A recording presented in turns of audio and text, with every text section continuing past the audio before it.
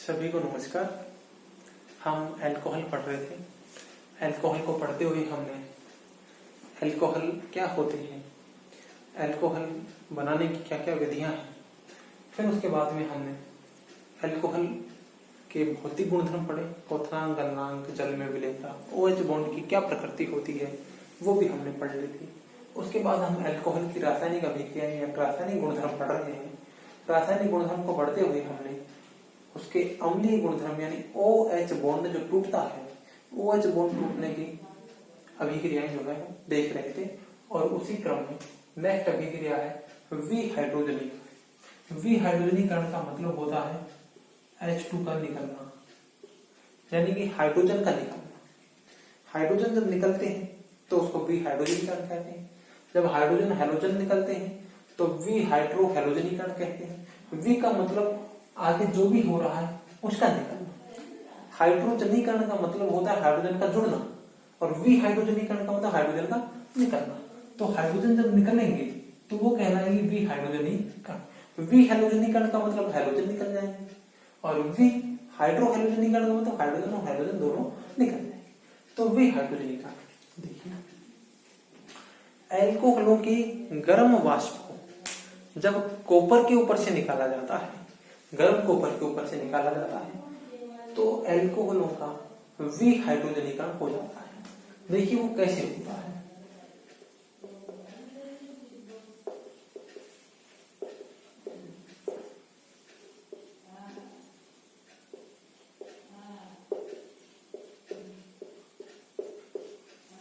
अल्कोहलों की गर्म वाष्प को 300 से 350 डिग्री सेंटीग्रेड पर कॉपर के ऊपर से निकाला जाता है तो विहाइड्रोजनीकरण हो जाता है। यानी H से भी हाइड्रोजन, OH से भी हाइड्रोजन निकल जाता है, उसके पास वाले कार्बन से भी हाइड्रोजन निकल जाता है और एल्डिहाइड बनते हैं।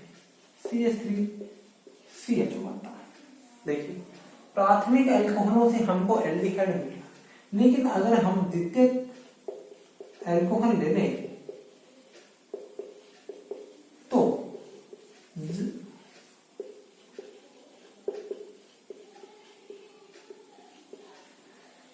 अगर हम द्वितीयक अल्कोहलों को कॉपर के ऊपर से 300 से 350 डिग्री सेंटीग्रेड द्वितीयक अल्कोहल के वाष्प हम कॉपर के ऊपर से निकालते हैं तो यहाँ पर भी विहाइड्रोहैलोजनीकरण होता है। यानी कि कार्बन और हाइड्रोजन, OH का हाइड्रोजन और उसके जिससे OH जुड़ा हुआ है उसके उस कार्बन का हाइड्रोजन निकल जाते हैं, और निकलने के बाद में हमको कार्बोनिल यौगिक के रूप में कीटोन मिलते हैं। क्या मिलते हैं? कीटोन मिलते हैं। यानी प्राथमिक अल्कोहलों से हमें एल्डिहाइड एवं द्वितीयक अल्कोहलों से हमें कीटोन मिल रहे हैं। अब देखिए हम बात करते हैं तृतीयक अल्कोहलों।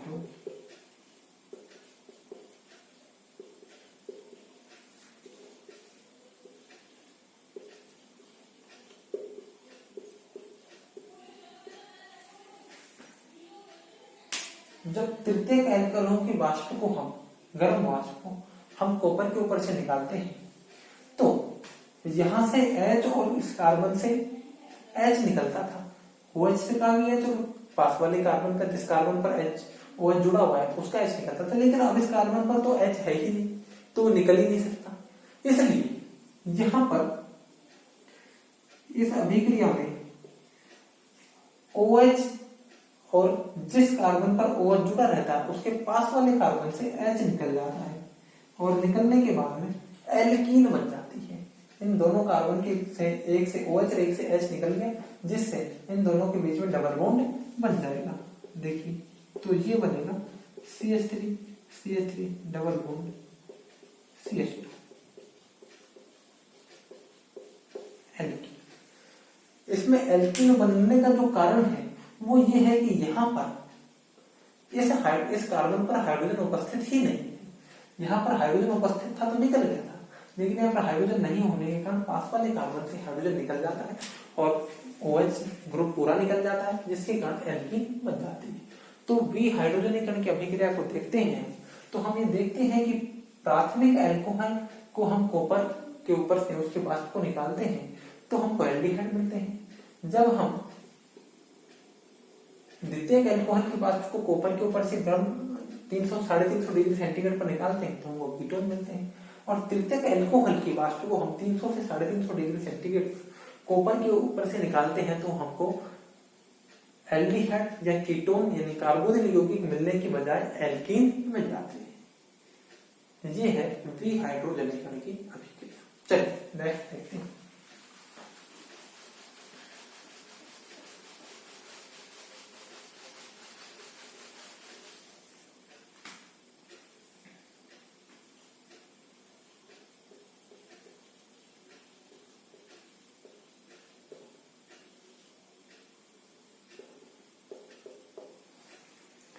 ऑक्सीकरण। देखिए हाइड्रोजन का जुड़ना अपचयन कहलाता है, ऑक्सीजन का निकलना भी अपचयन कहलाता है।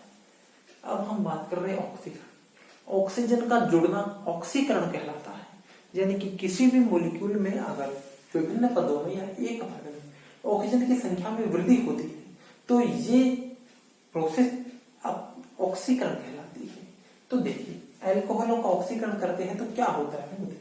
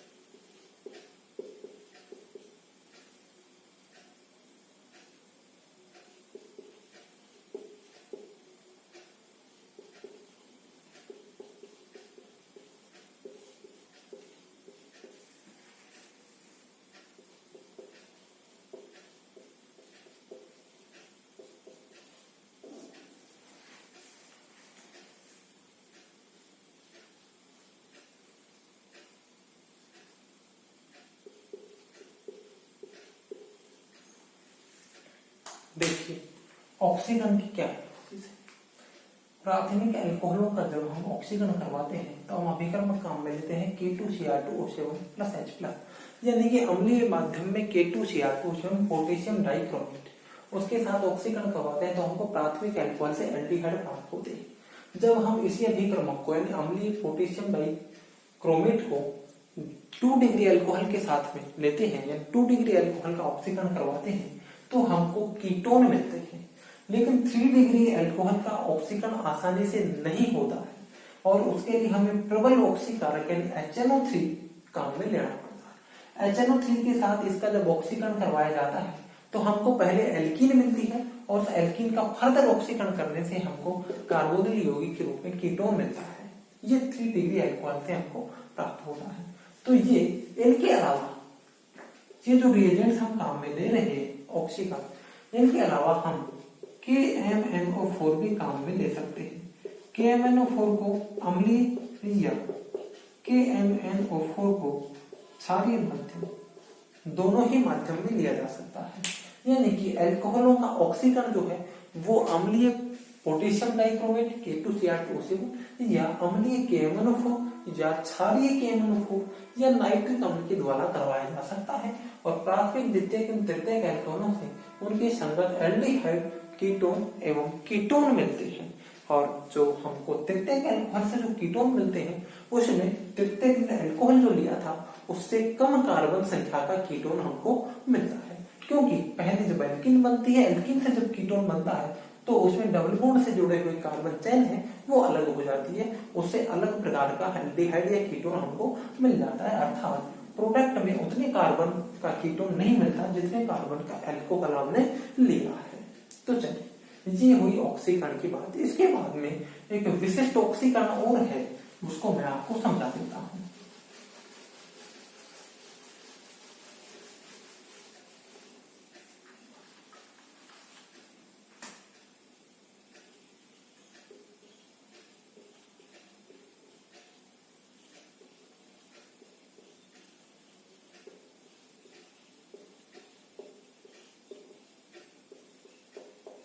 ओपेन और ऑक्सीकरण। क्या है? ओपेन और ऑक्सीकरण। ऑक्सीकरण के बनी ये रिएजेंट बताए, उनसे इस प्रकार से एल्डिहाइड और कीटोन बनते हैं, वो मैंने आपको बता दिया है। उसके बाद में हम बात करते हैं ओपेन और ऑक्सीकरण। ये ओपेन और ऑक्सीकरण क्या है देखिए।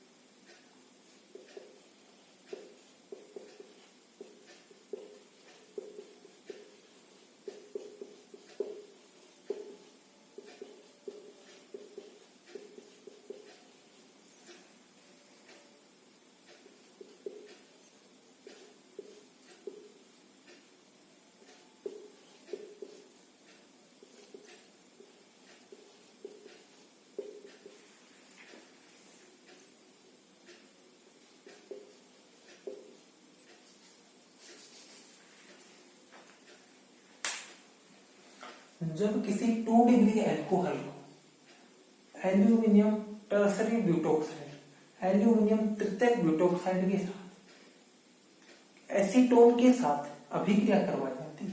मैं रिपीट कर देता हूं, जब किसी सेकेंडरी अल्कोहल को यानी 2 डिग्री अल्कोहल को एल्यूमिनियम टर्सरी ब्यूटोक्साइड यानी एल्यूमिनियम तृतीयक ब्यूटोक्साइड की उपस्थिति में किसी एसीटोन के साथ में रिफ्लेक्ट किया जाता है या अभिक्रिया करवाई जाती है, तो 2 डिग्री अल्कोहल का तो संगत कार्बोनिल ग्रुप बन जाता है, यानी कि कीटोन बन जाती है, और एसीटोन जो है वो अल्कोहल में कन्वर्ट हो जाता है, यानी कि अल्कोहल का कार्बोनिल यौगिक में ऑक्सीकरण हो जाता है। मैं फिर से रिपीट कर देता हूं एक बार से, आप इसको ध्यान से समझ लेना कि किसी भी 2 डिग्री अल्कोहल को एल्यूमिनियम टर्सरी ब्यूटोक्साइड की उपस्थिति में एसीटोन के साथ गर्म किया जाता है, तो अल्कोहल का कार्बोनिल यौगिक यानी कीटोन में ऑक्सीकरण हो जाता है तथा एसीटोन का अल्कोहल में अपचयन हो जाता है। ये अभिक्रिया यानी कि एक का एसीटोन का इसमें अपचयन, लेकिन ये एसीटोन जो है इसका ऑक्सीकरण कर देता है, यानी ये 2 डिग्री अल्कोहल कोई सा भी हो उसका ऑक्सीकरण कीटोन में हो जाएगा। तो ये अभिक्रिया ओपेनॉल ऑक्सीकरण कहलाती है। इसमें ये अभिकर्मक जो है वो विशिष्ट अभिकर्मक है, यही अभिकर्मक काम में लिया जाता है। ये एल्यूमिनियम ट्राई ब्यूटोक्साइड देखिए क्या है, CH3C,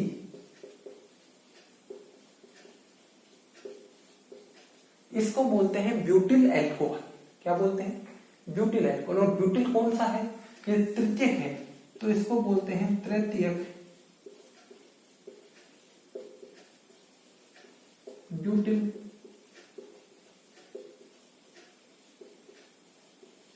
तृतीयक ब्यूटिल अल्कोहल। अब आप लोगों को पता है JrOH अल्कोहल, इससे H निकलते ही RO बनता है, इस RO को एल्कोक्साइड बोलते हैं, एल्कोक्साइड। अब ये है, ये तृतीयक ब्यूटिल अल्कोहल है, तो ये तृतीयक ब्यूटोक्साइड हो जाएगा, इससे H निकलते ही ये जो बनेगा CH3C, CH3, CH3 O-, इसको बोलेंगे तृतीयक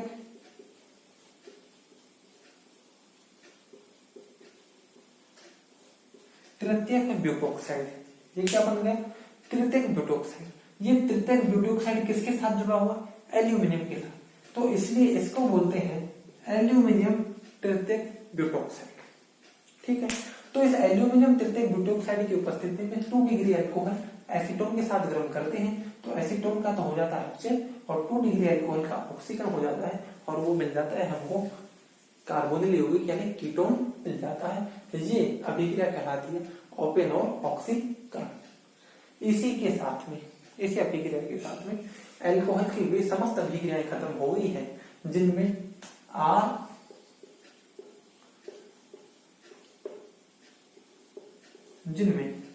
ऑक्सीजन और हाइड्रोजन के बीच में बॉन्ड टूटता है, वो सभी अभिक्रियाएं क्या हो गई हैं? खत्म हो गई हैं। और इसके बाद में हम अल्कोहल की दूसरी तरह की अभिक्रियाएं, ऐसी अभिक्रियाएं जिनमें RO यानी कार्बन और ऑक्सीजन के बीच का बॉन्ड टूटता है, वो अभिक्रियाएं हम पढ़ेंगे, दूसरी कैटेगरी की अभिक्रियाएं। वो अभिक्रियाएं हम नेक्स्ट वीडियो में स्टार्ट करेंगे। इस वीडियो में इतना ही। Thank you.